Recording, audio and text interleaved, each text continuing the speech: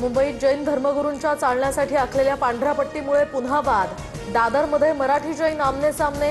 मनसेच्या अल्टिमेटम नंतर पालिकेच्या कर्मचाऱ्यांनी पांढरी पट्टी पुसून त्या ठिकाणी करडा रंग मारला। पांढरी पट्टी ही सांस्कृतिक दहशतवाद अशा गोष्टी खपवून घेणार नाही। पालिकेने तक्रार दाखल करून गुन्हा नोंदवावा। संदीप देशपांडेंची भूमिका। जैन धर्माला बदनाम करण्याचा प्रयत्न सुरू। काँग्रेसकडून संदीप देशपांडेंना सुपारी, तर आम्ही सुद्धा वांगड्या भरल्यात नाहीत। निलेशचंद्र मुनींचं चिथावणीखोर वक्तव्य। अजितदादांप्रमाणे एकनाथ शिंदेंचा घात होऊ शकतो।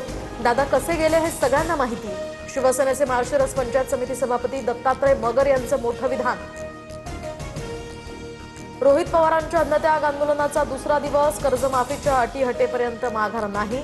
रोहित पवारांची भूमिका, तर परवापासून नामदेव पायरी जवळ या ठिकाणी आंदोलनाला बसण्याचा इशारा।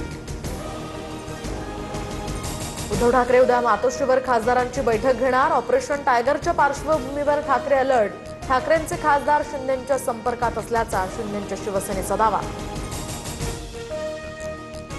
मुख्यमंत्री फडणवीसांकडून भीमाशंकर मंदिर विकास आराखड्याची पाहणी।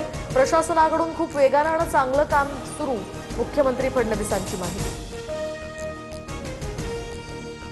अयोध्येच्या राम मंदिर दानपेटी चोरी प्रकरणामध्ये एसआयटी स्थापन। 3 सदस्यीय समिती या प्रकरणाचा तपास करणार।